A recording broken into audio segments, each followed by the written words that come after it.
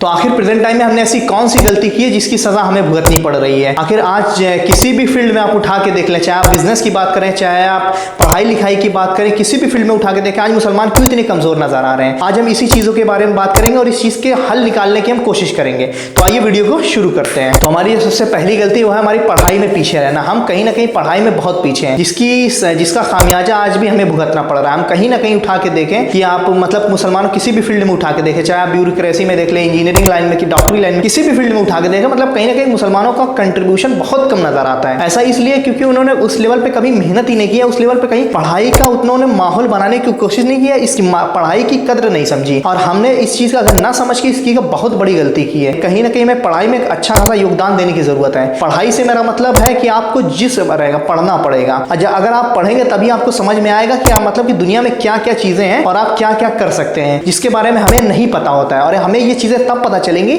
जब हम पढ़ेंगे। और पढ़ाई से मेरा मुराद सिर्फ डिग्री लेना नहीं होता। पढ़ाई से मतलब होता है कि देखिए आपको किस फील्ड में इंटरेस्ट है, आपका जिस फील्ड में इंटरेस्ट है आप कोशिश कीजिए उस फील्ड में पढ़ने की। अगर आपको मान लीजिए सिविल लाइन में जाना है तो आप सिविल लाइन में मेहनत कीजिए। अगर आपको डॉक्टर बनना है तो डॉक्टर बनिए, अगर आपको इंजीनियर बनना है तो इंजीनियर बनिए। अगर आपको पढ़ाई में मन लगता है तो पढ़ाई करिए, यानी जो भी पढ़िए कोशिश कीजिए स्पेशलाइज्ड डिग्री लेने के लिए। देखिए सिर्फ एक जगह जो जनरल डिग्री हो गई, जैसे BA BSc MSc इस टाइप के जो लोग करते हैं, मतलब इस चीज का यूज है, ऐसा नहीं कि इस चीज का यूज नहीं है, लेकिन उस उतना मतलब कोई इसका कुछ उतना कोई कंट्रीब्यूशन नहीं है, उतना वो आप कंट्रीब्यूट नहीं कर पाएंगे। एक आपको के पीछे एक बस लग जाएगा, हाँ भाई आप ग्रेजुएट हैं, हाँ भैया मतलब आपने मास्टर किया, लेकिन उस चीज का कोई आप मतलब कोई बेनिफिट उठा नहीं पाएंगे। अगर आप पढ़ाई से कोई बेनिफिट उठाना चाहते हैं तो आप कोशिश कीजिए स्पेशलाइज्ड डिग्री लेने के लिए। स्पेशलाइज्ड डिग्री का मतलब होता है जैसे आप MBBS, आप डॉक्टर बन जाइए, आप इंजीनियर बन जाइए, आप लॉयर बन जाइए।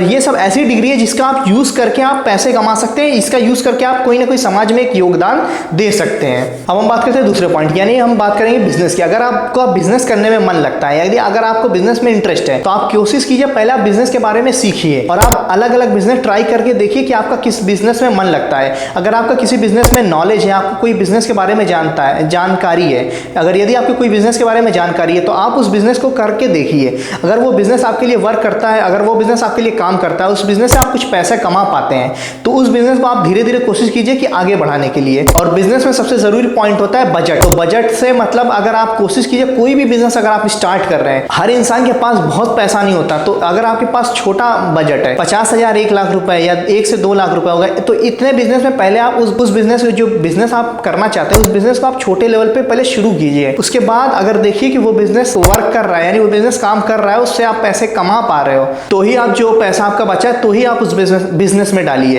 अगर आपका वो बिजनेस काम नहीं कर रहा है तो आप जो है उस बिजनेस में पैसा मत फंसाइए। अगर आपके पास पैसे कम है तो आप क्या कीजिए, छोटे लेवल पे जो बिजनेस शुरू कर रहे हैं उस बिजनेस को धीरे धीरे करके आगे लेके जाने की कोशिश कीजिए। और आप कोशिश कीजिए वही बिजनेस करने का जिसमें मतलब उस बिजनेस को बढ़ाया जा सके, यानी उस बिजनेस से अच्छा खासा पैसा जनरेट किया जा सके, उस बिजनेस से अच्छा खासा पैसा कमाया जा सके। अगर आपके बिजनेस में ग्रोथ है तो ही आप वो काम करिए, वरना वो ये काम मत करिए। तो ये हो गई बिजनेस की बात। तो अब हम बात करते हैं तीसरे सबसे जरूरी पॉइंट की, आखिर हमें पता कैसे चलेगा कि हम किस चीज के लिए बने हैं। हमें कैसा पता चलेगा कि हम पढ़ाई के लिए बने हैं, हमें कैसे पता चलेगा कि हम बिजनेस करने के लिए बने हैं या हम कोई और काम करने के लिए बने हैं। तो इस चीज को पता करने के लिए सबसे आसान तरीका है वो है कि आप हर काम को ट्राई करके देखिए। आप बिजनेस में करके देखिए, आप पढ़ के भी देखिए कि आपका किस चीज में इंटरेस्ट आ रहा है, यानी आपका किस चीज में मन लग रहा है। अगर आपको मतलब पढ़ाई में मन लग रहा है और आपका पढ़ने में बहुत अच्छा लग रहा है, मतलब आपको